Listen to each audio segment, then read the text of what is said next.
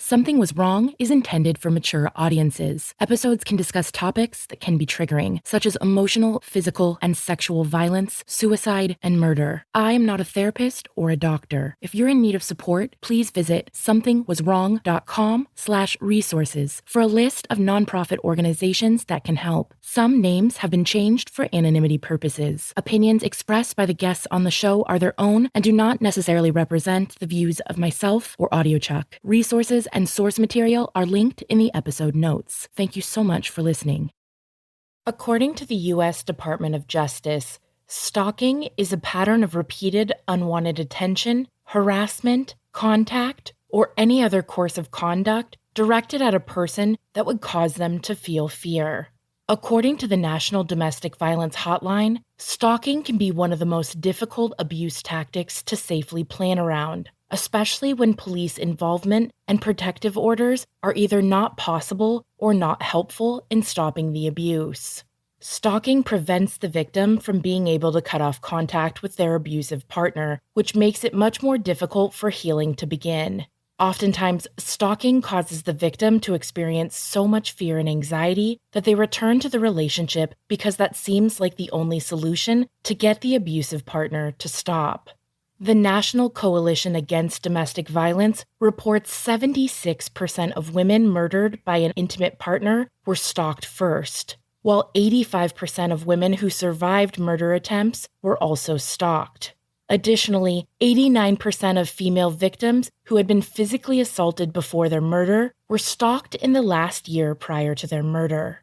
I'm Tiffany Reese, and this is Something Was Wrong.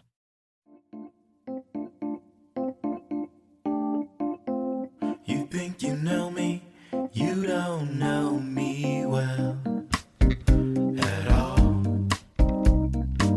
You think you know me, you don't know me well at all.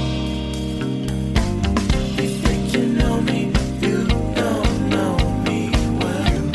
You don't know. Well, I'm Ava, and this starts in 2012. I had been in a 5-year-long relationship with my boyfriend at the time, and the last 2 years of that 5-year relationship were basically not much of a relationship. I had tried breaking up with him multiple times, and he just wouldn't really go away. He would just show up at my house in the middle of the night, and I'd wake up and he'd just be in my bed.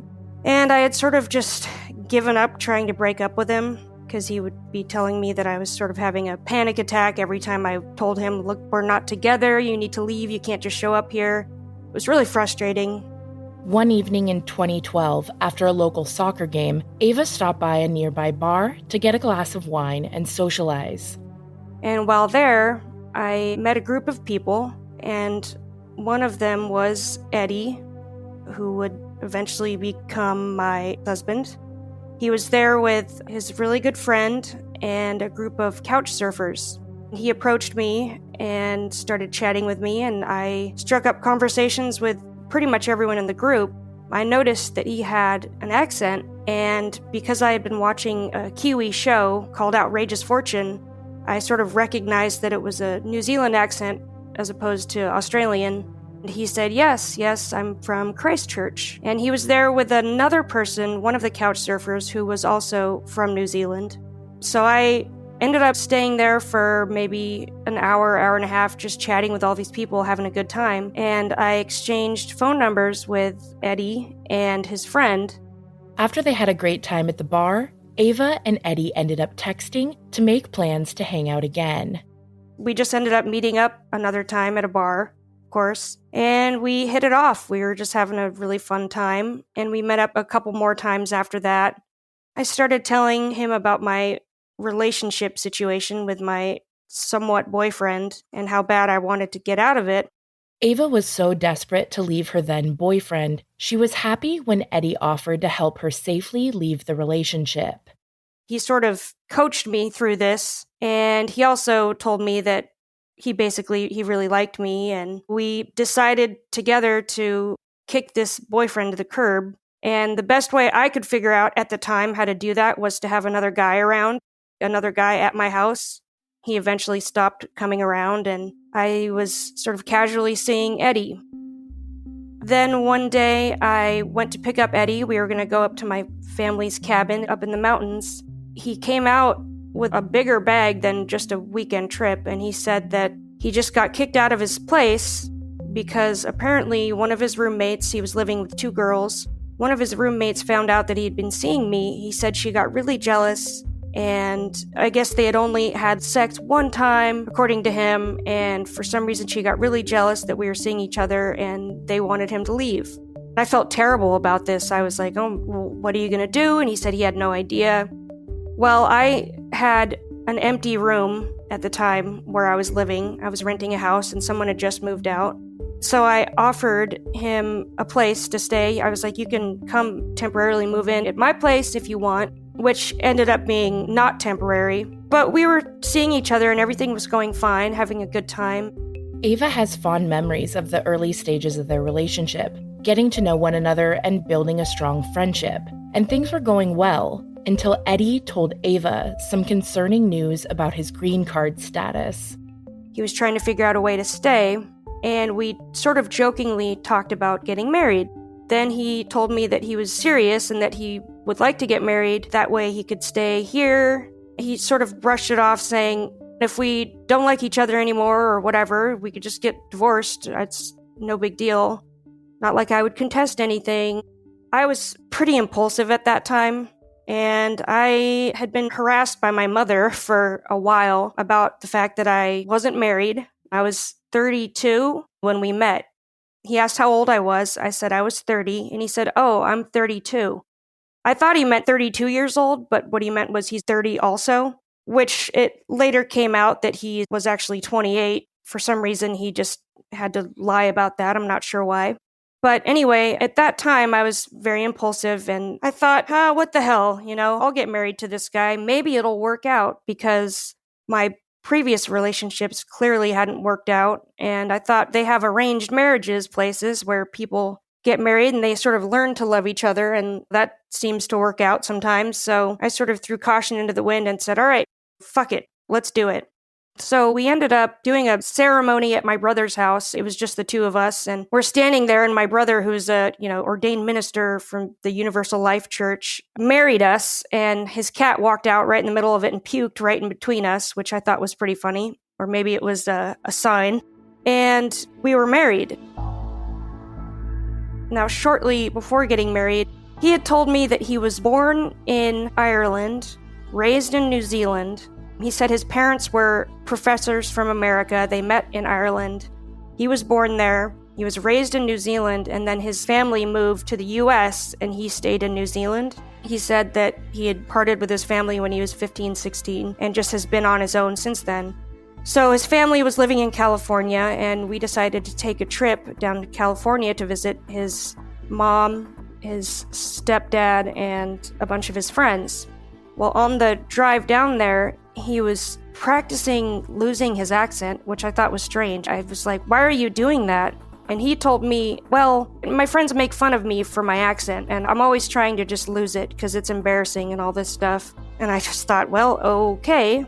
There was even a point in time where he was on the phone with our cable TV provider, arguing with them about something, and he was speaking like a cowboy. And I said, what was that accent? And he's like, oh, they'll take me more seriously if they think I'm American. He sounded ridiculous. He was really overdoing it. While Ava found his behavior odd, she took him at his word. And even though she met Eddie's mom and sister while on their trip, the meetup was brief. Their time together was mostly focused on the couple's upcoming wedding. His mom and sister, they did not have accents, and he said that's because they were from America, and his sister was his older sister, so none of the rest of his family had accents, which for some reason didn't really strike me as odd. He always had kind of an answer for everything. Ava also wanted Eddie to meet her family, so they arranged a dinner at her aunt's house, who actually had lived in New Zealand for many years. And so she was very excited to talk to him about New Zealand. And they talked a bit, and he knew some things, which was fine. But then he at one point was like, oh God, we got to get out of here. I don't want to talk to your aunt anymore. And at the time, I kind of understood that because she can be tough to talk to for any length of time, honestly. As the wedding got closer, Eddie started sharing more about his professional background, which Ava found to be pretty mind-blowing. He told me that when he was in New Zealand, he was working as like a super government hacker where he was hired to break into secure buildings and to test their security systems. All this really like crazy Mission Impossible stuff.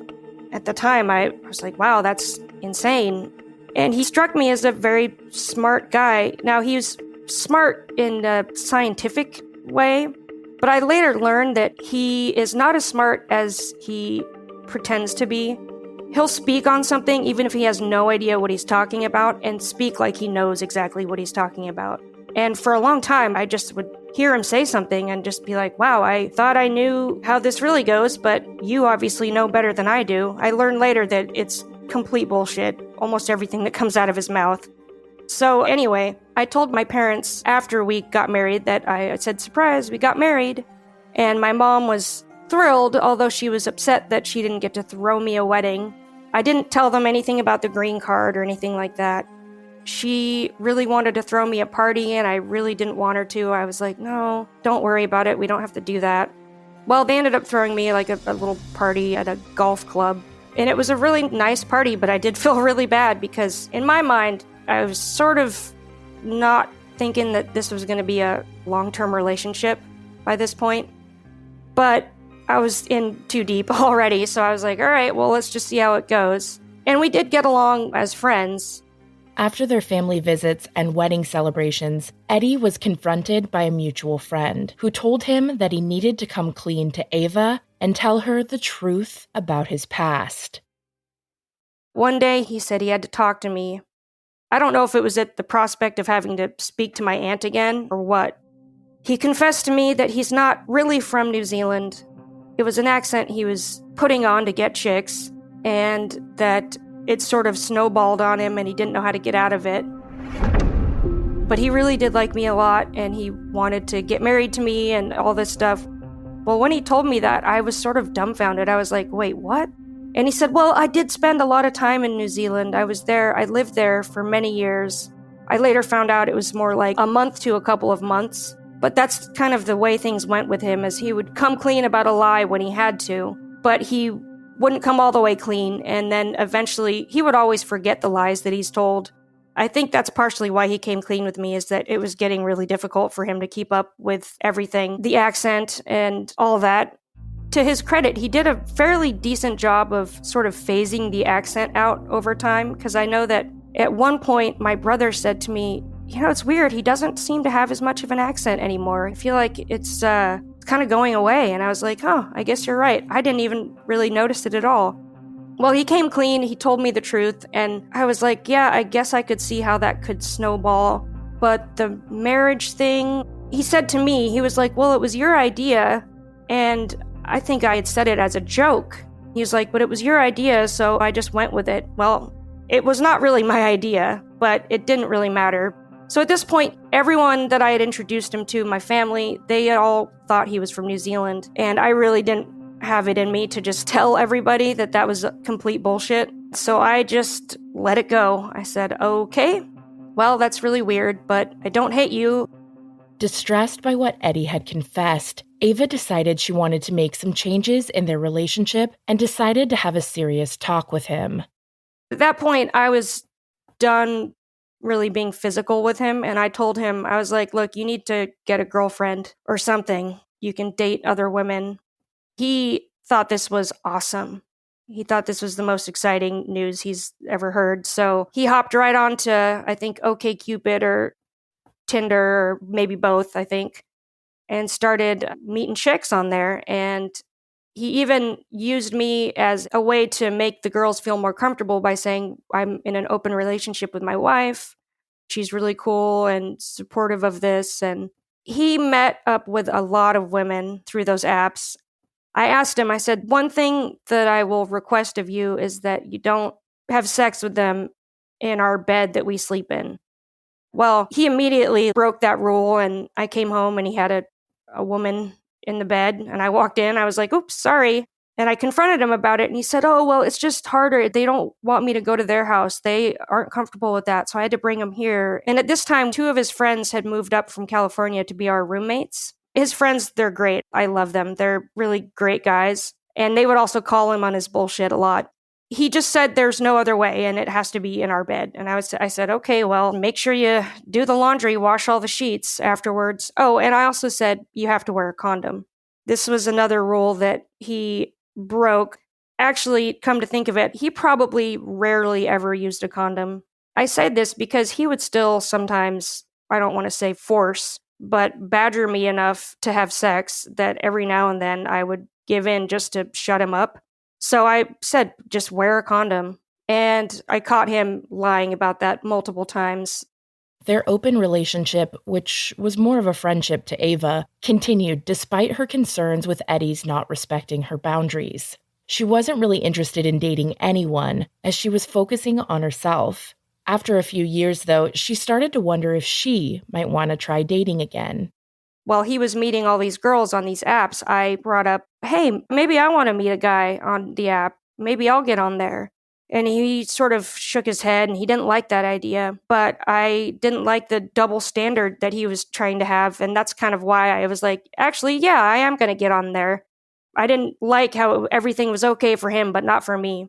So I get on there and I found a couple of guys. I'm like, oh, this guy's cute. And he'd say, oh, no. He's not good. He's taller than me. That's not going to work. So he would always find reasons why he didn't like the guys that I thought were good looking.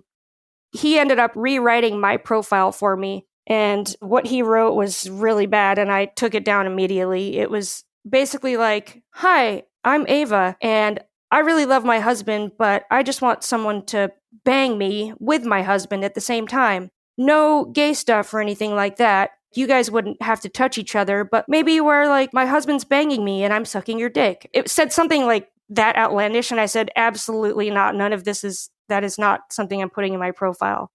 Well, he made it so difficult for me to actually try to get on there to meet someone that I eventually just said, forget it. It's more trouble than it's worth, and you're so jealous and I don't even want to deal with it. He also had this tendency. He never wanted to be alone. He didn't like when I did anything without him. I was filming a feature film, and he would be calling, because when you're filming, it takes all day, and I would have to tell him, no, I'm not finished. I'm still working. And then he showed up at the set and walked in and said, hey, are you done yet? And I said, no. And he was like, come on, it's time to leave. That's something he would say often. I also play a lot of ping pong or table tennis, and he would show up and just say, it's time to leave. And I would have to say, no, it's not time to leave. You can leave. When he showed up to the movie set that one day, he got all pissed off that I wasn't leaving, and he just went out to his car with a bottle of champagne that he got from somewhere and just drank all the champagne. That was something that was really difficult to deal with. Even when I wanted to leave to go hang out with my family or my brother, he would immediately just sort of snap back and be like, no, you can't go. Some days he would be in bed all day for the weekend like it's a Saturday, and he just wants to lay in bed and watch movies all day. And that's okay to a point, but I don't really like to lay around all day. I get antsy, I want to get up and do stuff. And he would just say, no, don't leave. And then he would fall asleep, and I would try to sneak out of the bed so I could go out and do something, and he would just wake up and grab my arm and say, no, please, don't leave. So he was really needy, and that is not something that I'm good with. I like people to have their own things, and I like to be able to do my own things. And he never wanted to be alone, which is partially why I think he always had another girl around. Like when I was at work, he would get off work earlier and he almost always had a girl over, and I would go out to a bar after work and wait for a text saying, okay, she's gone, you can come home. Eddie began dating a woman named Brandy, and since Ava wasn't romantically interested in him, she was supportive of their relationship. We both actually met her at the same time, and I thought she seemed really nice and cool. Well, he, I guess, started talking to her on his own and started seeing her. I didn't care. I was like, that's totally fine. But she didn't ever want to be around me. He told me that, and I said, that's strange. Like, she knows you're married, and she knows I don't care. Why is she upset about being around? Because she, at this point, was sort of becoming his steady girlfriend, and she would come over to the house sometimes, and I would have to sit on the way other side of the couch or the room because it made her uncomfortable if I sat next to him. He was telling me all this, and I kind of didn't believe him that that's how she was, but I didn't really know why else. But again, I didn't care. Well, she started to get more comfortable with me eventually, and he had taken her to my family's cabin, and he had called me and said, I want you to come up to the cabin this weekend to hang out with us. Well, I didn't really want to do that. I wasn't very stoked on that whole idea. And I said, I don't know, maybe. Before he went up there with her, the day before, I had to stop by a bar again because he was at the house, not with his girlfriend, but with a completely different girl. So I was at this bar, and a friend of mine from the bar that I knew walked up and we started chatting. And I told him, like, I just need to find someone to have a one-night stand with or something. I'm so tired of the double standards. I think I just need to do it.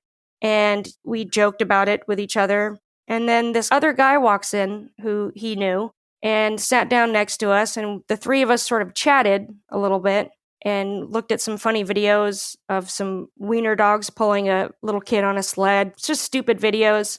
Then I get a text saying it's safe to come home. So I left, and my friend texted me and said, hey, do you remember that guy that walked in? And I said, yes. And he said, well, he thinks you're really cute. And I told him you're DTF.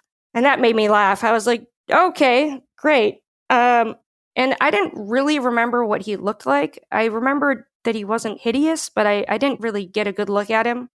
And I thought, what the hell? I said, all right, sure, give him my phone number. The next day, Eddie and Brandy traveled to Ava's family cabin for the weekend. While Ava was still considering Eddie's request to come hang out with them at the cabin, she began texting with Levi, the guy she met through a friend at the bar the night before. He said, all right, so when do you want to meet up? And I said, I don't know. I'm really busy these days. Don't call me. I'll call you. Then we just started talking on Google Chat, and he was making me laugh so much that I eventually was like, actually, no, I do want to meet up with this guy. This guy's really funny. So I said, all right, what are you doing tonight? So we ended up meeting that night and having what was supposed to be a one-night stand. And then the next day, I wanted to hang out with him again. And at the same time, Eddie was texting me about going to my family's cabin. And so finally I said, all right, how about this? Since I don't really want to be a third wheel, I'm going to bring a date with me, this guy that I met. And Eddie said, no, that's not going to work. No, you can't do that. And I said, well, then I'm not going to the cabin. I said, I'm not going to be a third wheel. I'm not going to go up there to hang out with you two. I'm going to bring someone. He eventually relented. He said, if that's the only way you're coming, okay, fine, but this is a bad idea.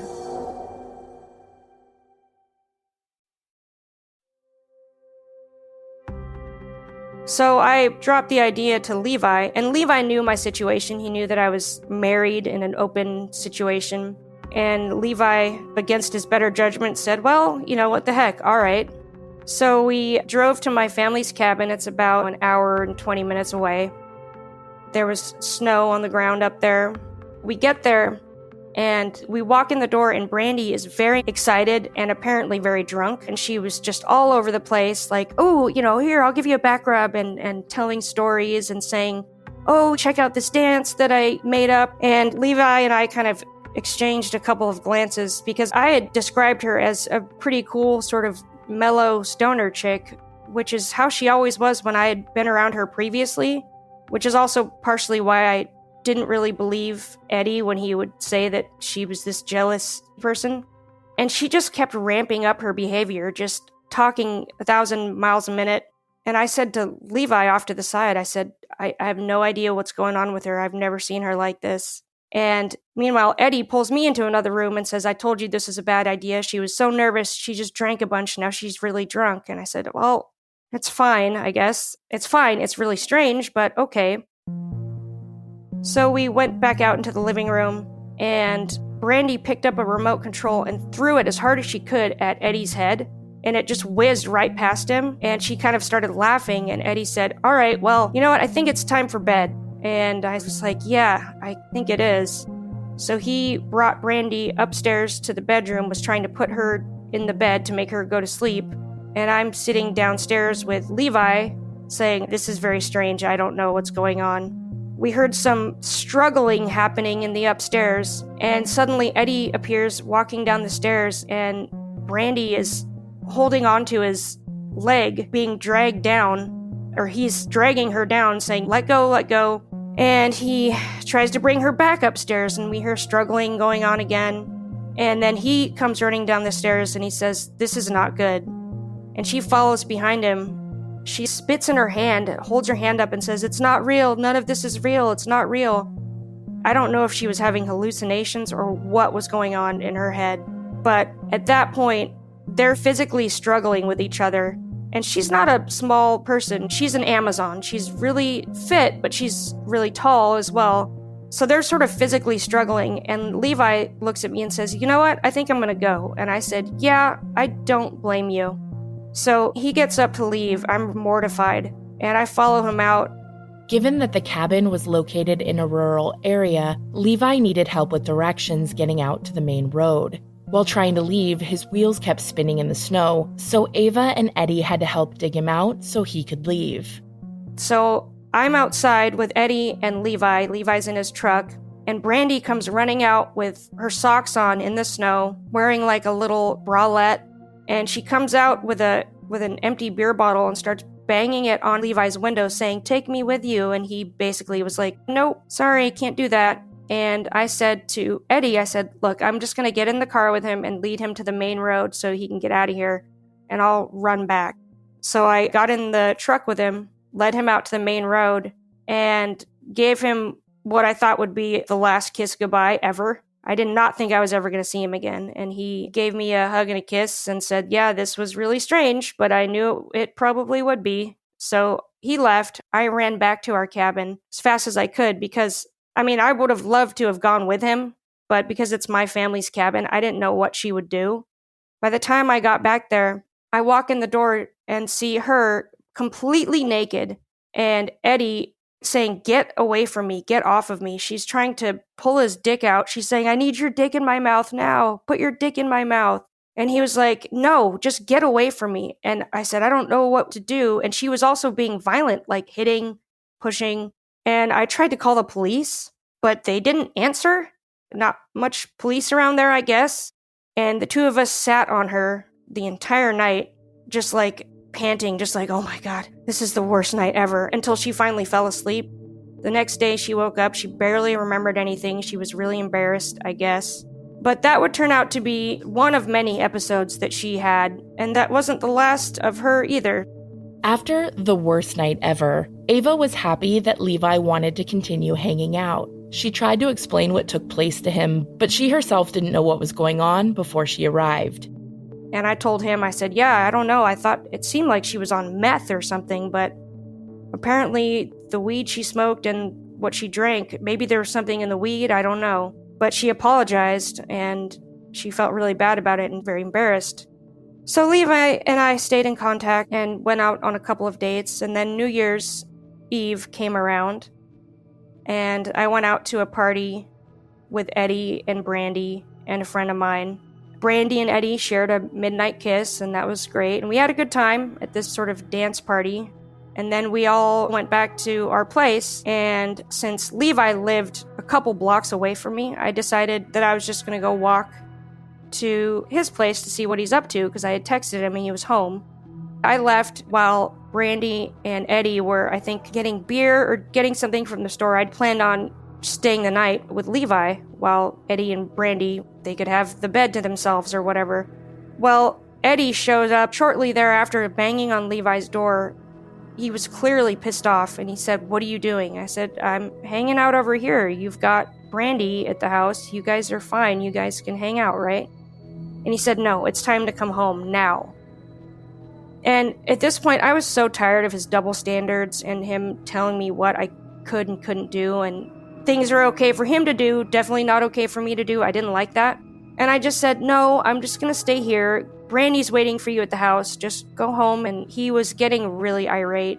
And Levi said, hey man, I'm really not trying to get in the middle of this, but I don't think she wants to go with you right now. Maybe you guys can talk about it tomorrow. And he was being a really sort of peacemaker, trying to be really cordial and cool with everybody. And Eddie was sort of like, yeah, stay the fuck out of our marriage. That's my wife. Being really confrontational and rude to Levi. I, at that point, was just so fed up with it. I slammed the door and I said, nope, you go back to Brandy. She's waiting for you. And he called my phone over and over and over until I just turned it off. And I woke up to this barrage of just long text messages the next day. So that was the start of the unraveling of everything. That pissed me off so much that I told him, I was like, I need a break from you. And the stuff that he said, calling me the C word, just saying a lot of really terrible things in these text messages that I read the next day. And apparently Brandy had been back at our place crying because he had left to chase after me. Well, when I said I just need some space, I decided I was going to stay at my parents' house for a little bit because his behavior was so out of line. I said, just give me a little bit of space for a couple of days and then we can talk about it. But he refused to give me any space at all. He was calling me over and over and over, showed up at my work. He kept showing up over and over. And I kept saying, look, you're not giving me any space at all and you're pushing me further away. This is really freaking me out. And he kept saying, suddenly I'm his wife and we're married. Doesn't that mean anything to you? And I said, no. We talked about how it was a joke in the very beginning, but suddenly because I had met this guy, he was completely upset and thought that I was in love with him. Well, this went on for literally months of him not giving me any space at all, and he actually got me let go from my job because he kept showing up there. They said, look, it seems like you've obviously got a lot going on. You've got some personal issues you need to deal with, so we're going to let you go, which, God, that infuriated me. He would just show up to places because he knew where I would play table tennis or soccer. He would just show up places. And I eventually just started staying with Levi because I had cats at my house that I didn't want to leave and abandon. So I would have to go over there and feed them and take care of them. And since Levi lived so much closer than my parents, to Eddie's chagrin, I was staying with Levi. Eddie's abusive and stalking behavior continued to escalate as his control over Ava diminished. Eddie was making a lot of threats to curb stomp Levi, and he was threatening suicide because I wouldn't go back with him. Meanwhile, this whole time, his girlfriend Brandy is still there, and he's still hooking up with other girls, and he is psycho messaging me on all platforms. I tried blocking his number, but since he's a pretty tech-savvy guy, he's a software developer or something, apparent hacker, he would call me from just different numbers, and so it was useless. And I had what I thought was a really good talk with him at one point, telling him, look, I really care about you as a friend.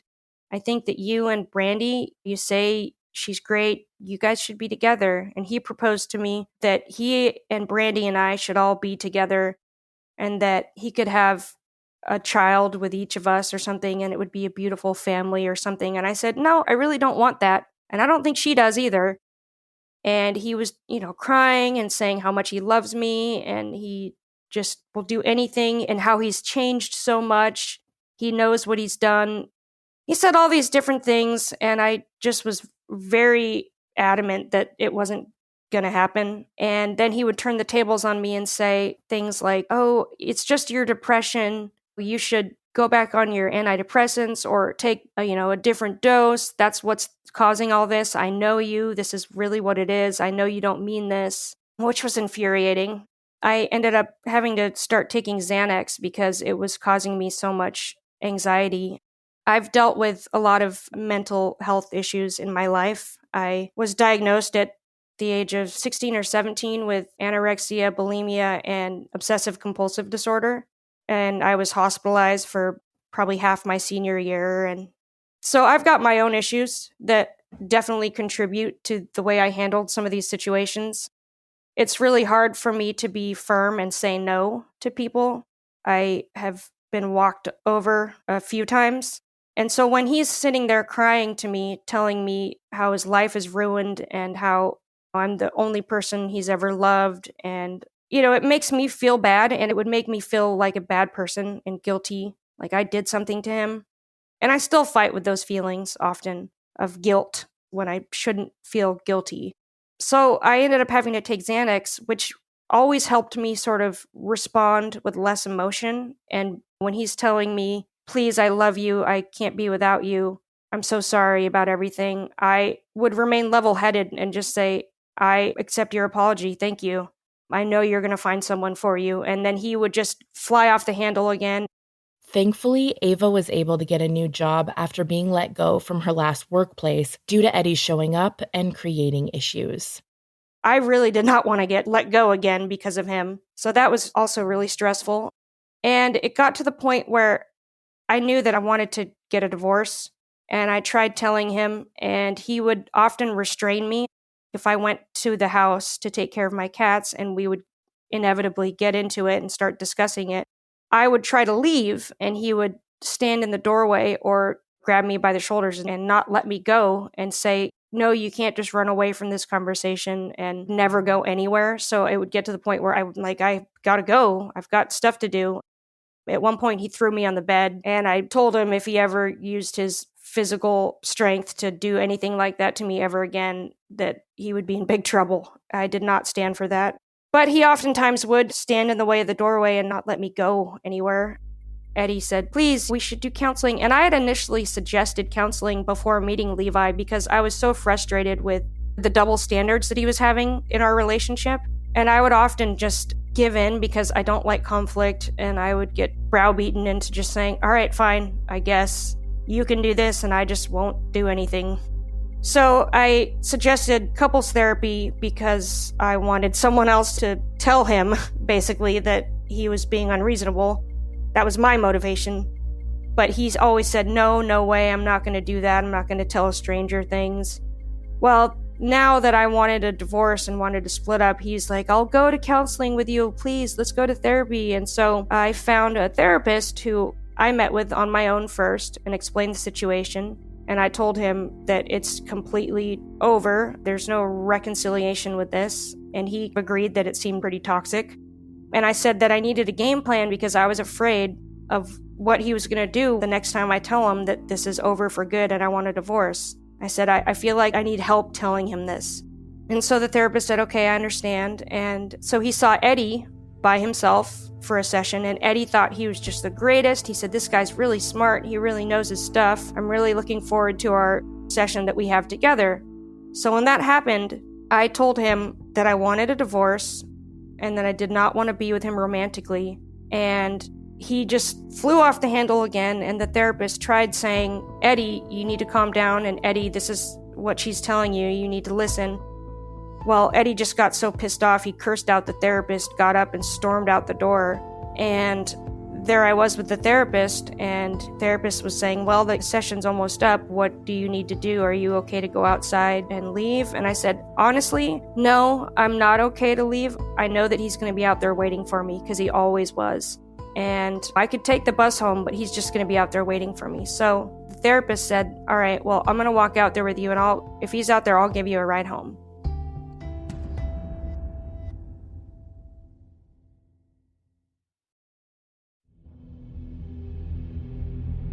Well, he was definitely out there waiting for me, and the therapist had to interfere and prevent him from trying to get to me. So that didn't go well. Prior to their counseling session, Ava had met with Brandy privately to share her exit plan with her in hopes that she would be supportive. And I told her this because she really wanted to be with Eddie, and I thought that would make it easier for her, of course. Well, through some weird sense of allegiance to Eddie, she told him that that was going to be my plan. And she said, how dare I try to deceive him like that, and how dare I do this to him? She was so upset with me for breaking his heart. She told me in not so nice of words. So the two of them, I just felt like deserved each other.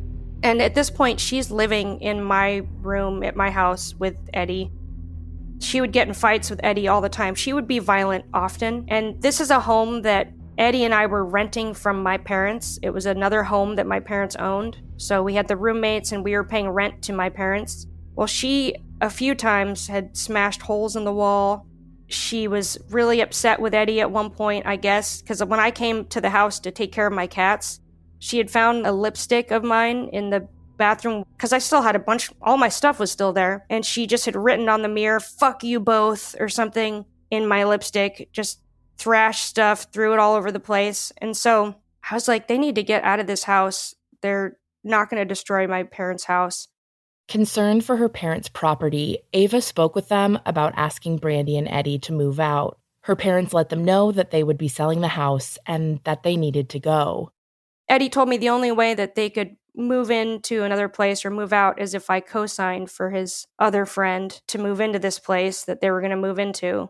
And I've watched enough Judge Judy and People's Court to know that you should never co-sign for anyone. But I really just wanted them to get out of that house. And against my better judgment, I did co-sign for his friend to move into this place. I just didn't want to have anything else to do with them. Luckily, that never came back to bite me. They did pay their rent and everything was fine.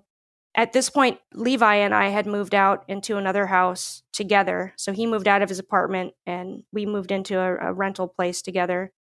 Well, I found out that the place that Eddie had rented was literally like 5 blocks away, and he knew exactly where we lived. It was a process for me to move all my stuff out of the house with Eddie still kind of living there. I would have to sort of strategically plan it so that there were other people around, and either that or nobody was home. And it was hard to get my cats. One of them was particularly skittish. Well, Eddie had trapped that cat and had it and showed up at the house that I had moved into with Levi and said he had my cat and that I needed to come outside. Well, I wasn't actually home at that time. And this was in the winter. It was like maybe, I don't know, February, something like that. It was cold outside. And he had my cat in a cat carrier that he said if I don't come outside, he's just going to let the cat go outside, and it didn't know where it was and it was just going to run off. That obviously really upset me that he was being that manipulative. And I think he thought that I was home and that I just wasn't coming out. But I told him, I said, I'm absolutely not home. Just wait there. And so I ended up having to rush back to get the cat. He oftentimes would call me after he and Brandy had gotten in a big fight. He would say different excuses as to why he needs to talk to me, like he just needs a friend and all this stuff. And of course, I was always feeling guilty and would sort of give into it, feeling responsible for the situation he was in. So I would give into it. And at this point, Levi is just getting really fed up with Eddie still being in my life, just constantly messaging me. And he saw how much stress it put me under because it really just wrecked me. And so he was just telling me, like, you need to just cut off contact. And I would try to, but anytime that I would try to cut off contact or not respond to text messages, anytime I tried to do anything like that, it seemed like it ramped up Eddie's behavior even more. Terrified of what he would do next, Ava tried to manage Eddie's abuse by responding to him as a friend. But he continued to use any contact with her as a means to exploit her empathetic nature and manipulate her into giving him more attention.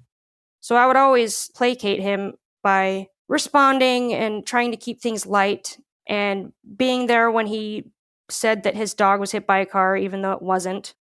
I don't even remember why he told me that lie. And then he was, again, threatening suicide. And at one point, Levi said, all right, well, tell him if he's going to do that, then we're going to call the police. And he kept threatening it. He said he had a gun in his hand. And so Levi called the police, and the police showed up, and he was just so pissed off that Levi had done that. He couldn't believe that. He said, now I'm going to have a record, which he's not going to have a record just because the cops showed up. But regardless, I was like, well, then don't threaten suicide if you don't want people to call the police. It took a really long time for me to really get distance from him. Years. In fact, at one point, when I was trying to distance myself from him, this is before I had really settled in with Levi, he told me that if I have sex with him one last time, that he would leave me alone forever. I thought, if that's true, I will absolutely let him have sex with me one last time. And I was so tired of it all, I said, okay, if you promise you'll leave me alone forever. And I was crying the entire time, and he just was like, oh, come on, it's not that bad. You never cried before. And I just told him, I said, I feel like I'm cheating on Levi, honestly. And that really upset him that I said that. The contact with him didn't really die down until maybe last year. And I ended up marrying Levi in 2018, which, of course, drove Eddie insane again. Levi and I almost split up over the fact that I was unable to really cut off contact with Eddie. It was a huge strain on our relationship. But for some reason, Levi stuck around, and I am truly blessed that he stuck it out for me. And now we're very happy together, married for real. I did have an actual wedding this time. My mom was thrilled. I did have to eventually tell my family that he was completely full of shit. A couple of my family members said, yeah, I really never liked the guy. He always just rubbed me the wrong way. And my parents were just so shocked and confused. They could not believe it. Many people in my family really tried to be nice to him and say, hey, sorry, you're a good guy, you're going to find someone. But it got to the point where they just said, hey, we're going to have to block you, you've got to stop, because he just would not stop harassing me. I still actually hear from him every now and then, but I think he's got a new girlfriend, and it's usually really just short messages or a picture here and there, but I don't really respond or have conversations with him. And it's maybe partially because I've just grown up a little bit. It's been almost 10 years since this whole thing started. Not quite as impulsive as I once was. And also, I've sort of learned about some of the manipulation he pulled was, looking back on it, really, really obvious. Like gaslighting, which I had never heard prior to this whole situation, but making me feel like I'm crazy or I'm wrong or I'm a terrible person because I'm trying to stand up for myself. In a way, it's made me sort of be more aware of that when it's happening and what to look out for. And also, it's taught me to be more confident in the things that I know, rather than just assuming that whatever is coming out of someone else's mouth is the truth just because they're confident when they say it. Until I started listening to your podcast, it made me, this whole time I was listening to all the episodes and I'm just like, oh, that's crazy. Yeah, I can't believe that happened to that person. And then one day it dawned on me, I was like, I actually do have a pretty crazy story, and I've told other friends the whole sordid tale, and they're just like, wait a minute, what? You got married because he needed a green card, but he didn't really need a green card, and he was lying, and he pretended to lose his accent, and he had fooled everybody. There are still some people that I've introduced him to in the past that I haven't seen in a while that are just shocked when they find out he's not actually from New Zealand. I would say trust your instincts, even if you've been wrong in the past with your instincts. Just trust them more, because I did the opposite of what my instincts told me to just because I wanted to try something different. I would say trust your instincts, everybody out there. Be careful. That's really good advice. Thank you so much for taking the time to share this story. Thank you, Tiffany.